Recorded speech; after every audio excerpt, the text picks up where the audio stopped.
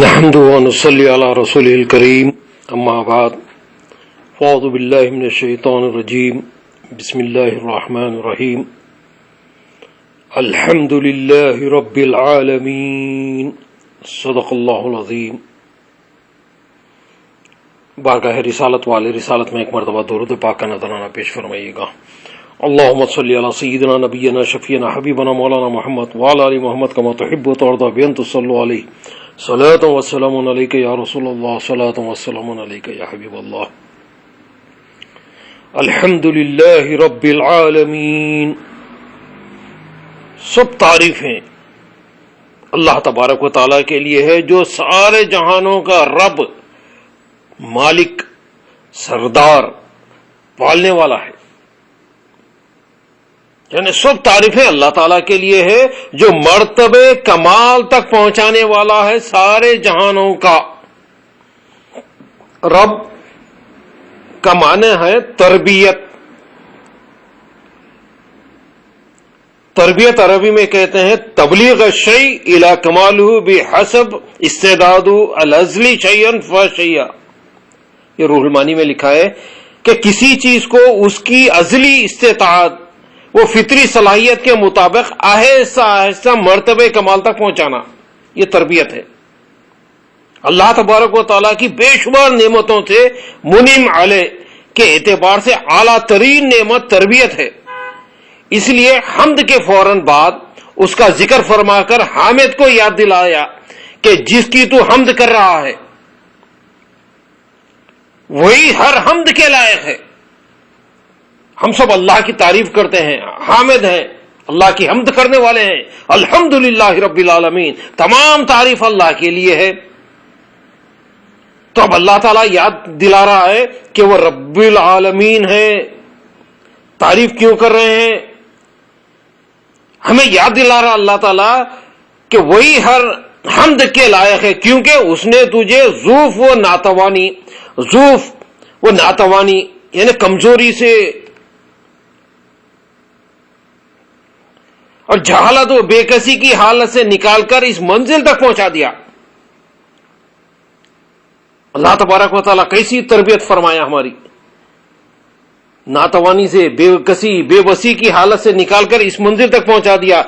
اسلام کا خدا کسی خاص قوم، نسل اور وطن کا خدا نہیں تاکہ اس کی نوازشات کسی خاص قوم و نسل کے ساتھ ہی مخصوص ہوں، بلکہ اس کی ربوبیت کا رشتہ کائنات کی ہر شے کے ساتھ یکساں ہے۔ الحمدللہ رب العالمین، تمام تعریف اللہ کے لیے جو سارے جہانوں کا پروردگار ہے، ہر ایک کا پروردگار ہے، رب ہے، مالک ہے، سردار ہے، وہی ہے ہر ایک کا۔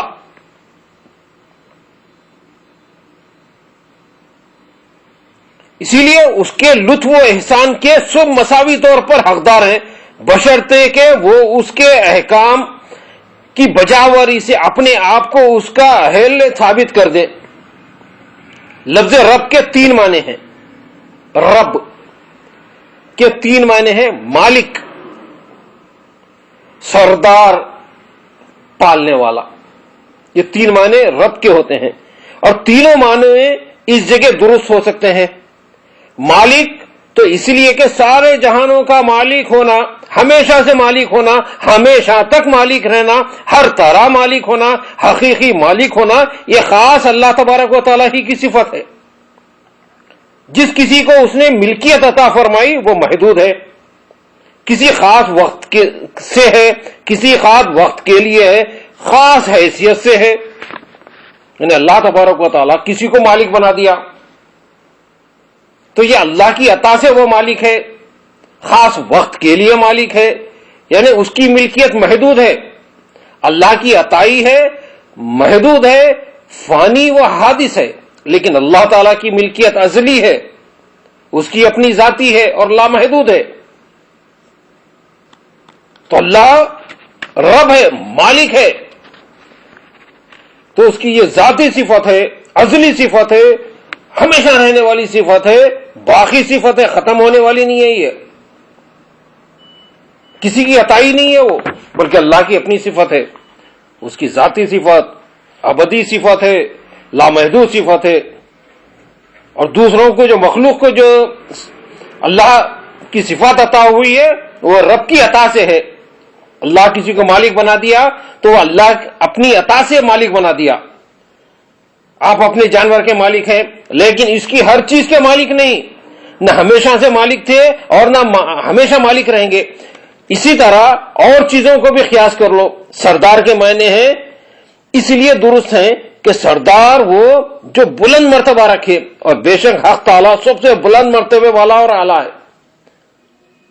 تو رب کے معنی مالک بھی ہے اور سردار بھی، اور اللہ سب سے اعلیٰ ہے، بلند مرتبہ والا اور سب سے اعلیٰ ہے. جس کسی کو عزت اور عظمت ملی اس کی عطا سے ملی، اسی لیے اس کا نام اعلیٰ عظیم اور اس کی صفت تعالی ہے. تیسرے معنی ہے پالنے والا. اس معنی میں نہایت ہی وسعت ہے. کس کو پالنے والا، کب سے پالنے والا، کب تک پالنے والا اور کس طرح پالنے والا. رب العالمین سے معلوم ہوا کہ سارے جہانوں کا پالنے والا ہے. الحمدللہ رب العالمین. تو اللہ تبارک و تعالی سارے جہانوں کا، ساری مخلوق کو پالنے والا ہے.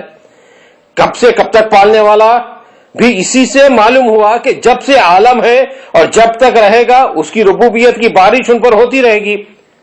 اب کس طرح پالنے والا یہ بھی اسی سے معلوم ہوا، یعنی ہر طرح اور ہر نوعیت سے پالنے والا.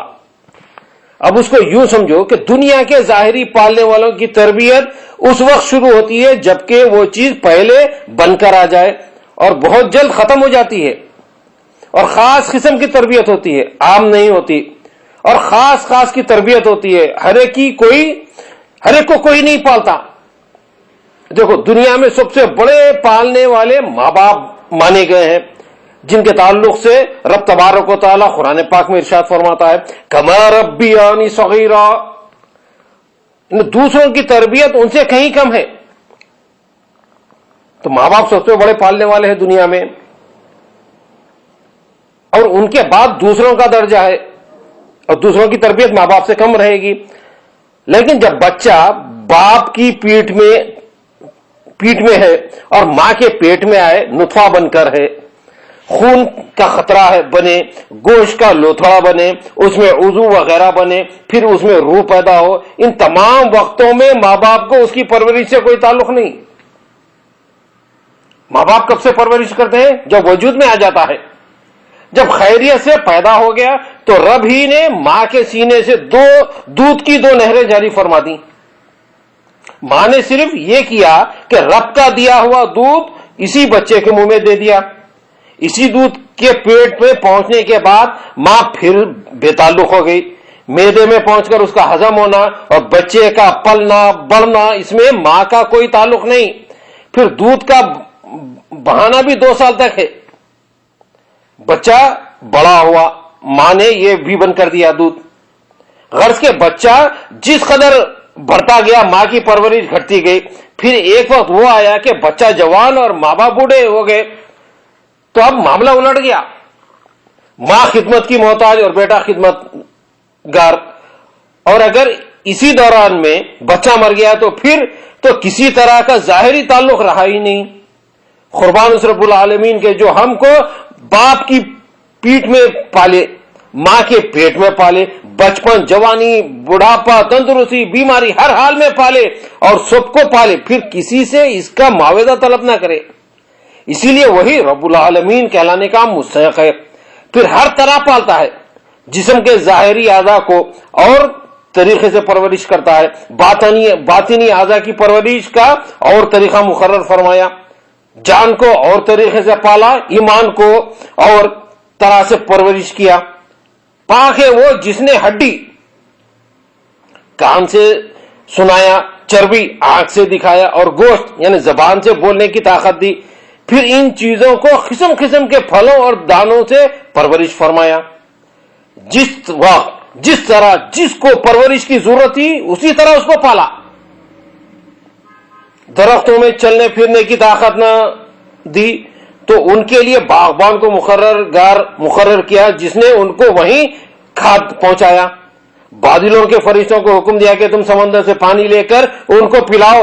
غرض کے ان کی ہر ضرورت وہیں کھڑے کھڑے پوری کی. پرندوں میں حرکت کی طاقت دی. لیکن روزی کمانے کی طاقت نہ دی تو ان کو حکم دیا گیا کہ تمہارے گھونسلوں میں تمہارا رزق نہ پہنچے گا، تم یہاں سے جاؤ، کھیت میں کسان نے تمہارے لیے غلہ تیار کر رکھا ہے، جاؤ اور چکاؤ۔ وہ صبح کو بھوکے نکلے اور شام کو پیٹ بھر کر لوٹے۔ حضرت انسان کو حرکت کرنے کی بھی طاقت دی اور کمانے کا بھی انہیں حکم دیا گیا کہ تم کو درختوں اور جانوروں کی طرح بغیر کمائے روزی نہ ملے گی۔ وہ مجبور ہے اور تم مختار، گھر سے نکلو بھی اور روزی کماؤ بھی، بیج تم ڈالانا، باقی بارش دھوپ وغیرہ سے تمہاری امداد ہم کریں گے۔ حضرت انسان بھی جب تک بے دانت والے ناسمجھ بچے رہے تب تک ان کو بھی دودھ پلا کر بغیر محنت کے اللہ تبارک و تعالیٰ نے پالا۔ غرض کے ہر طرح پالنے والا ہے، یہ اس کی لامتناہی تربیتوں کا ایک نمونہ ہے۔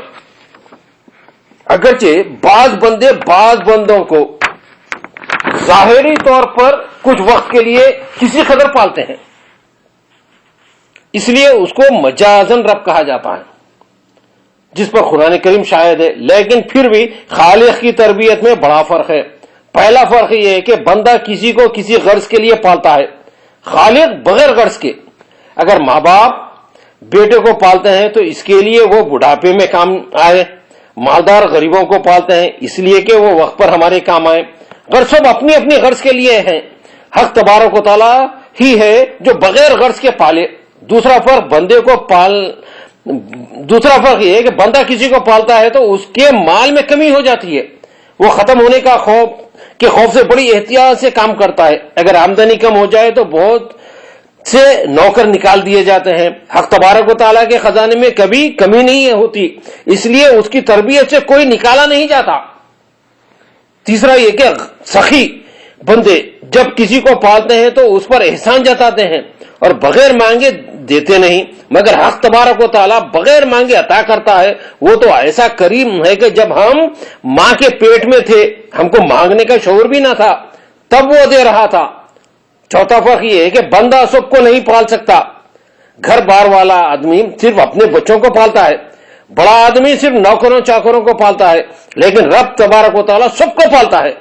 پانچواں فرق یہ ہے کہ اور سخی لوگ زیادہ مانگنے والے اور بہت سے سوالوں سے گھبرا جاتے ہیں، لیکن رب تبارک و تعالیٰ وہ کریم ہے کہ اس کو بہت مانگنا پسند ہے، جتنا سوال کرو اس سے وہ پسند فرماتا ہے۔